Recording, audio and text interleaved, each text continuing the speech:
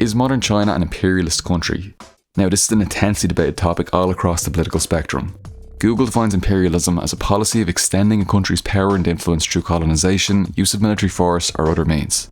And many people will claim themselves to be anti-imperialist using this fairly vague definition. It certainly sounds good, but let's be honest, extending power and influence could mean anything at all. People have accused countries like Cuba sending doctors around the world to help fight the COVID-19 pandemic of trying to extend their power and influence, of propagandising. But could anyone call Cuba imperialist? As we can see, the Google definition is completely insufficient for describing this phenomenon. Likewise, we often make the mistake of believing imperialism to be synonymous with colonialism or neo-colonialism. Fortunately for us, modern imperialism was theorised comprehensively by Vladimir Lenin in the aptly titled Imperialism, the Highest Stage of Capitalism. Its 5 basic features are: 1. The concentration of production and capital has developed to such a high stage that it has created monopolies which play a decisive role in economic life. 2. The merging of bank capital with industrial capital, and the creation, on the basis of this finance capital, of a financial oligarchy. 3. The export of capital, as distinguished from the export of commodities, acquires exceptional importance. 4. The formation of international monopolist capitalist associations which share the world among themselves. And 5. The completion of the territorial division of the whole world among the biggest capitalist powers. In short, imperialism is monopoly capitalism. The free competition of the good old days of earlier stages of capitalism is past, and now monopolies are its dominant distinguishing feature. And what's the purpose of this? To exploit and deliberately deter development in other nations in order to create dependent relationships which ensure long-term sources of income or other resources for the monopolists. Importantly, as I'm sure many of you can now see from this definition, it's not only countries like the US that are imperialist. Multinational corporations can also be imperialist, as we can clearly see in the fact that Nestlé have worked with the government of Pakistan to privatise parts of the national waterworks, making the populace dependent on purchasing their water from Nestlé.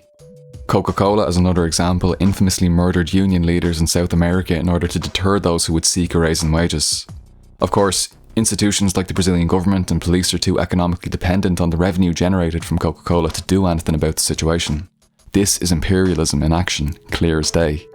But it doesn't stop at nations and multinational corporations. Organisations which have an input into a range of interests across various nations can also be imperialist. This includes organisations who have control financially, like the IMF, OECD, World Bank Group, WTO, politically, the EU, or militarily, NATO, OSCE.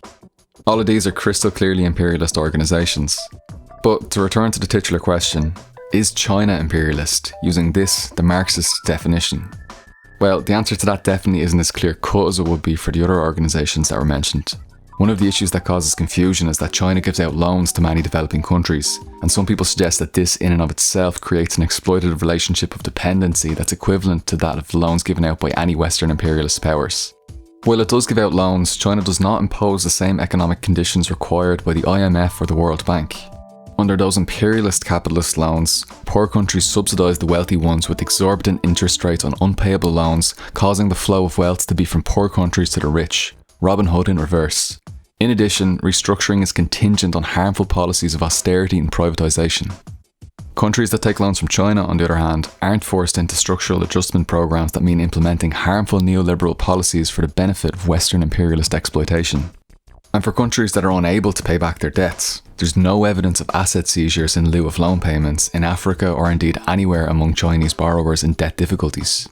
In fact, China regularly cancels the debt of the world's most impoverished nations if they're struggling to pay it back. Between 2000 and 2018, China has written off around $9.8 billion in debt to other countries. Cuba accounts for over half of it. Over the 18-year period ending in 2018, over 50% of China's cancellations have gone to highly indebted poor countries, mostly in Africa. Over 20 African nations on the receiving end of Chinese government loans have seen their loans forgiven, with about 6 of them getting free cash twice. Between 2000 and 2018, 57% of China's recipients saw their debt slate wiped clean. The next highest number saw 21% seeing what was once a loan being turned into a gift. Outside of Africa, other large cancellations include Pakistan, $500 million, and Cambodia, $490 million. All of these facts severely complicate the suggestion that China is an imperialist country.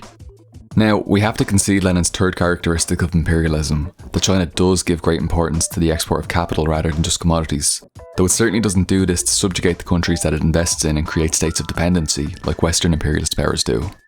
As for the other 4 characteristics, private monopolies don't play a decisive role in Chinese economic life. Look up the anti-monopoly law of China.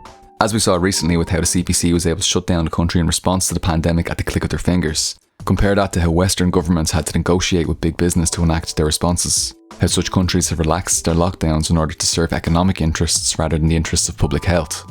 In China, business answers to the government. In the US, the government answers to business. China doesn't have a private financial oligarchy. If it did, it wouldn't regularly be imprisoning and in many cases executing wealthy industrialists. It's not engaged in the formation of private international monopolist capitalist associations which share the world among themselves. It's not territorially dividing up the world like Western imperialists did in Africa and Latin America. Beyond Lenin's characteristics of imperialism, China doesn't engage in settler colonialism, it's not white supremacist, and it's not involved in large-scale exploitation by private capitalist interests. China's by no means perfect. There's a lot to criticise about its foreign policy.